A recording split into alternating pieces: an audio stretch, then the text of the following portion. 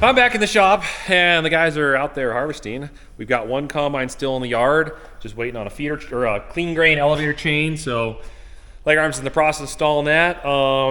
I haven't had a whole lot of pressure to help with the guys with the harvest because, well, for one, we don't really have a big harvest to worry about because there's not a lot out there to harvest. And two, the peas are just barely getting ripe, so it hasn't been like a mad dash get out. But now that I've got some time, I'm gonna help these guys get the other combine, Clifford, going, so we get that in the field and get both combines rolling.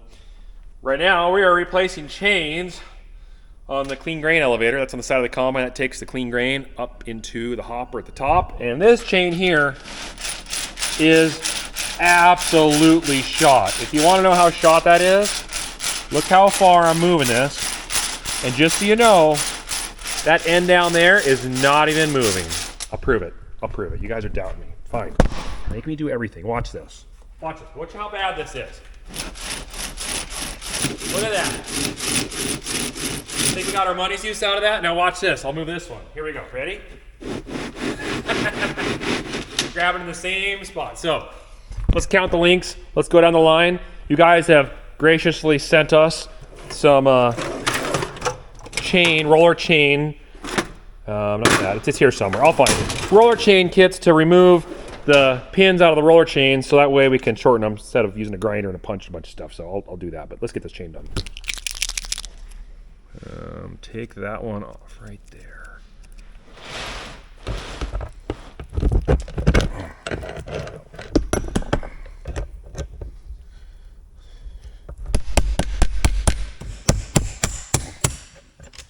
Perfect. Got it. Dad just rolled in with beast bind. Probably not a good thing. Let's find out. I got some dirt piled up there. Oh, you need help cleaning it out? Evidently, maybe it doesn't look like it's bulging, but maybe it is piled underneath. Oh, that's, you know. Huh. I didn't know we even had that. No, we made it. Yeah, that's awesome. Yeah, we just took the flap, the old one that was down below, and cut it into strips and did it to both combines. So Okay. Is the center canvas jammed in? I bet that's what's going on. Okay. All right, raise it up. I'll raise it up. Hi, Cobes. Move out of the way, bud. This is literally my first time driving a combine this year. All right. Ooh, it's nice in here. Oh, the air conditioning's great. Parking brake off. Let's put it in second so we're not jerking all over the place.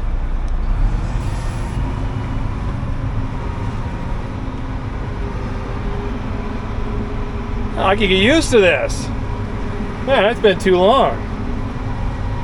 I'm just following leg arms. He's walking this way, so I guess I'm supposed to follow him. Okay, let's raise the header up. Put the parking brake on. Which way is the wind blowing? I think it's blowing at me. I should probably get out of here. Oh, that's not bad. Doesn't look jammed up to me. What's wrong? Up a bit. What? No, it's supposed to be like that. It's a clean... Hey, Nick. No, it's supposed to be like that. Just... Hey, Nick. It's not. That is not supposed to be like that. Nick. No. Okay, yeah, that one there might be a little bit wore. Just a little bit. All right, now for the new one. Let's see here. I don't need this.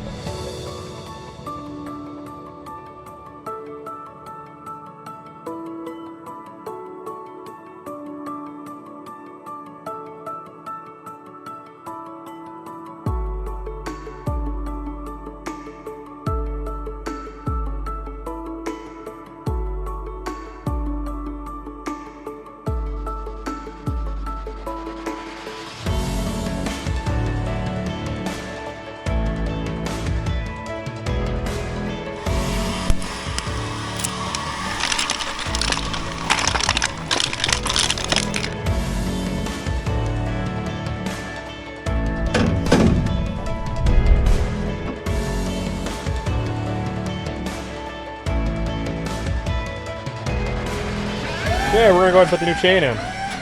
It's gonna be a little bit of up and over and up and down.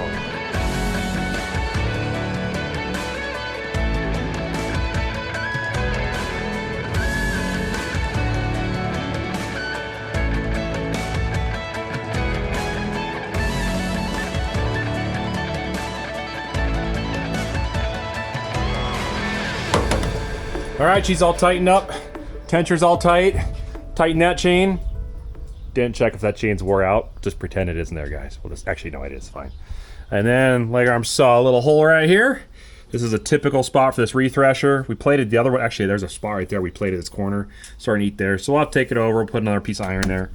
Not a big deal, simple fix, but we're about done with all this here. So we can button this up, close lid, put a cover back on the top, and then there's a few more items that leg arms has got to do.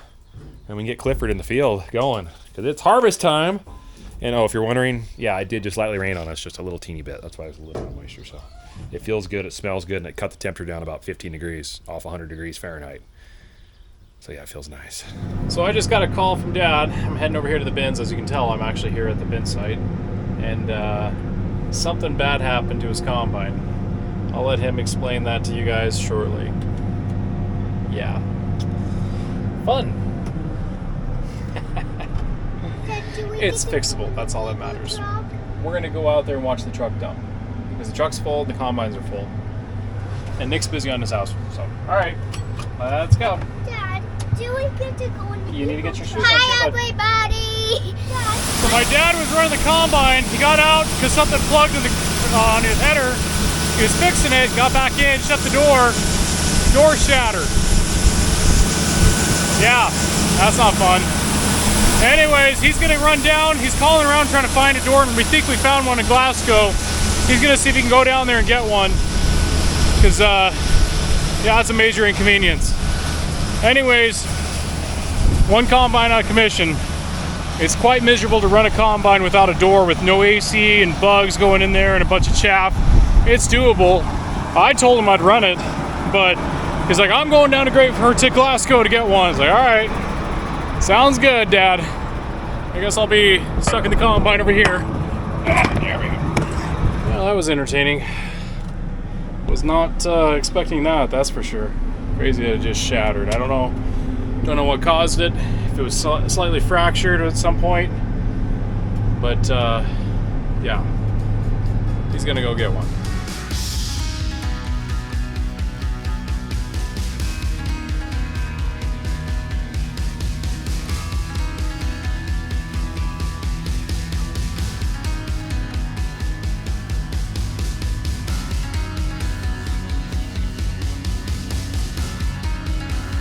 Okay, well, events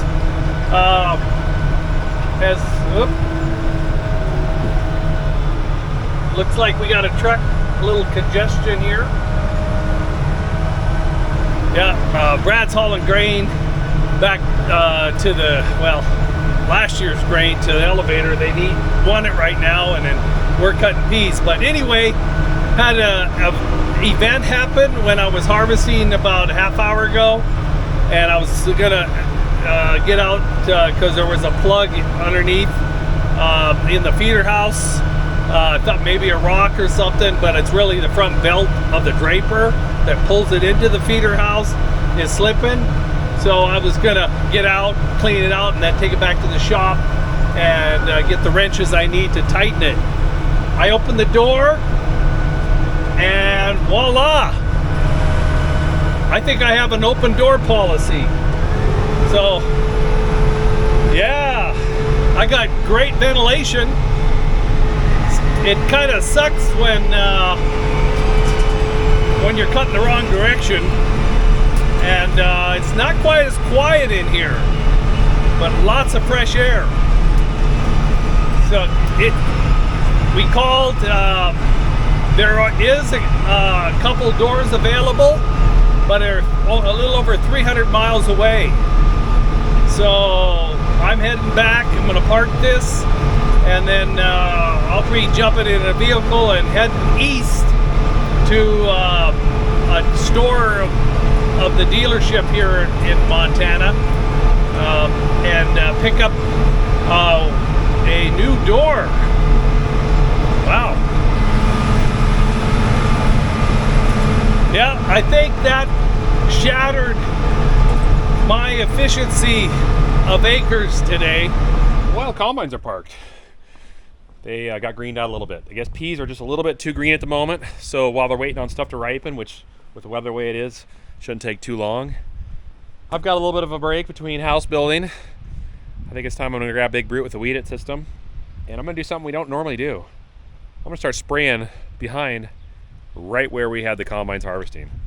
All that pea ground, because the product, the pre-emergent herbicide that we put in the ground to stop weeds from growing, didn't get activated because we didn't get enough rain this year. So there's a lot of weeds growing, and two, there wasn't a lot of cover for the pea crop because it wasn't very tall or very thick because it droughted. So there's weeds in there. So I'm thinking I want to get control of that before it gets to be a wreck, because if I don't get it now, when things get really busy, when we get into wheat harvest, I won't be able to spray and it could just be a mess. So that's why I'm walking over here.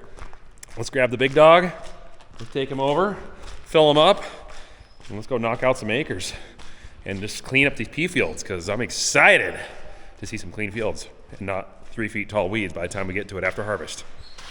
What do you think? Yeah, he's ready.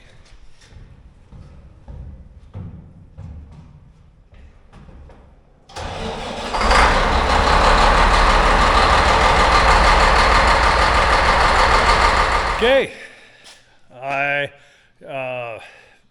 the window that busted out had an open house combine a couple days ago.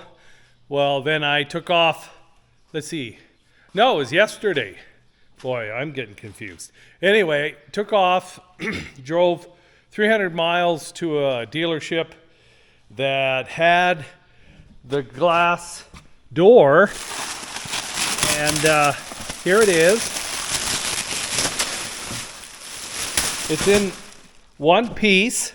I was wondering how they packaged it, to keep it from being damaged, but it looks like, it's packaged decently to hopefully, because these windows don't crack, they shatter when that happens. So looks like the right one.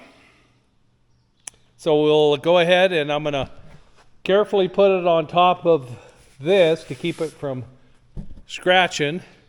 And then there's hardware that has to go on. And then when I get the secured for the door latch system and the outside lock and handle, then we'll, two of us will lift it up on the combine and put the screws through the hinge brackets to bolt the door on. But first step is to get the handle together, so we'll do that.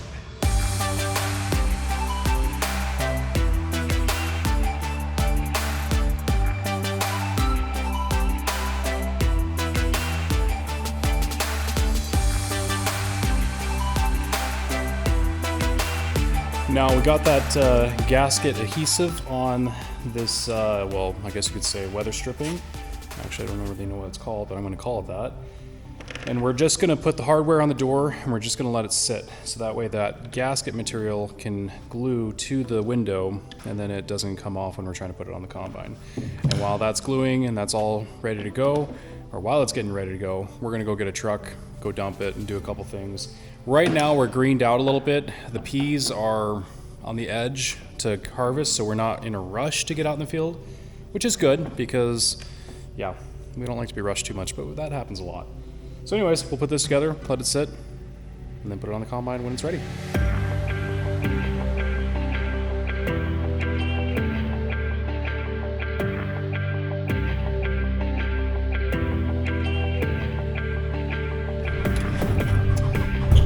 These Defenders are awesome.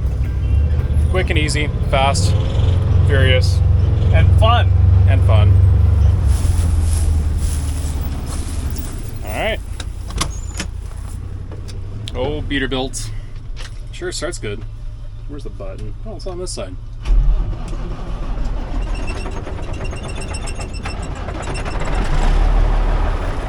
Found something.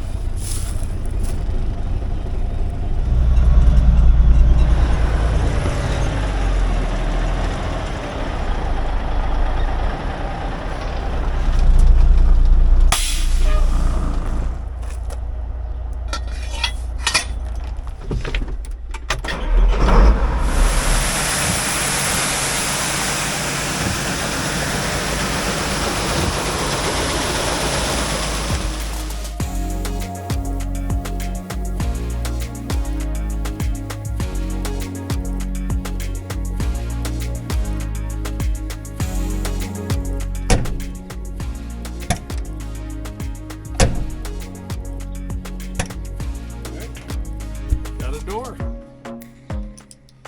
Awesome. No more open house or open combine. Yep. This segment of this part of the video is closed. Back in the combine. All right, now that we got Dad's door back on, the combines are fueled, greased up, and ready to go. Things look decent. So what we're gonna do is we're gonna head across the interstate, which is about 10 miles from here. From our place, taking the county road all the way is 10 miles. A straight shot, you're probably cutting about 6 miles on a straight shot if the crows fly. But anyways, we're gonna take them over there. The peas over there look riper than what's over here, and they actually look quite a bit better. So I'm hoping better yields. I hope it blows us out of the park with our expectations, but who knows until we get over there. So anyways, Dad's behind me in his combine, Clifford. I'm in B-Spine, and we're gonna make the adventure, right? We are approaching the interstate right now, and for those that have watched the channel before, it's always kind of fun to cross a bunch of traffic going to Canada, so we gotta make sure our ladder is folded in, because these things barely fit across the bridge, and our wheels on our header are lifted all the way up, and then you just gotta finesse it and take it easy and make it across. And we actually don't have to remove our headers and then pull them across and put them back on. We can just keep them on the combines. That's a nice thing, because it just makes it that one less step.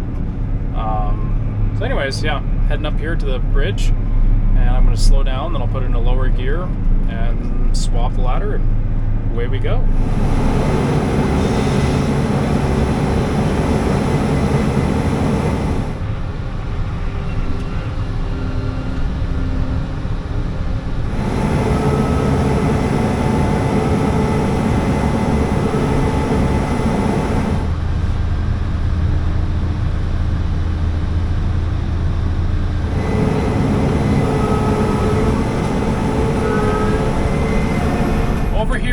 Across the interstate, there's about 1,000 acres, a little over 1,000 acres of farmable land that we own, and in that there's a little over 500 acres of yellow peas, and then the rest of it is spring wheat. So there's one field here that's a little over 300 acres. The other one is not quite that. Yeah, a little less than that, but yeah, it's a little over 500 total. They do look better. I don't know. They must have gotten more rain over here. Our farmyard didn't look very good. We were getting anywhere from 2 to maybe 23 roughly was the highest that I saw in some spots. And those are the spots that Nick likes to get stuck in with every piece of equipment, because all the water drains to those low spots. So yeah, I think some of it averaged 10. Some averaged more. We won't know until we actually take the figures that we estimated from the trucks, and then figure out how much acreage we cut from that field, and then the bushels that came off of it, and then we have a better understanding. So, but anyways, hopefully this yields a lot better than it did over there. I mean, you guys, for those that don't understand, we're in a severe drought. Barely 3 inches of rain for the crop to grow on, and we didn't really have any sub-moisture to help us out. We didn't hardly get enough snow, we didn't get any rain last fall, and that makes a huge difference in how our crops grow. That's the best way to put it. You need rain to let things grow. People can be like, well, you could need better fertilizer and all of this other stuff we can dump on it. Well, you still need rain. You still need water to get that stuff to grow and to utilize those nutrients.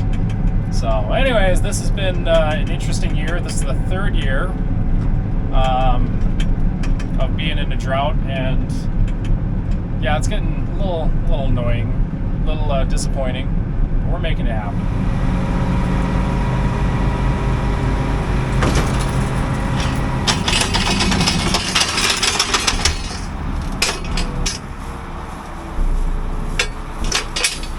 Yeah, for whatever reason, that wheel latch just bounced off, and it was just kind of hanging there at the very last little bit. But pretty easy to do this.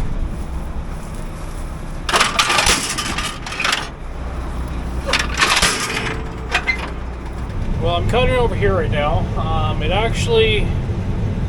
It's yielding probably, I don't know if this is right, maybe 5 bushels more.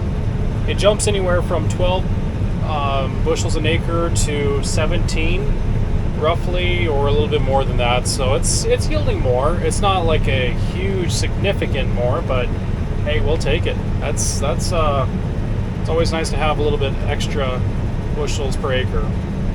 But yeah, it's better over here. It's just not great.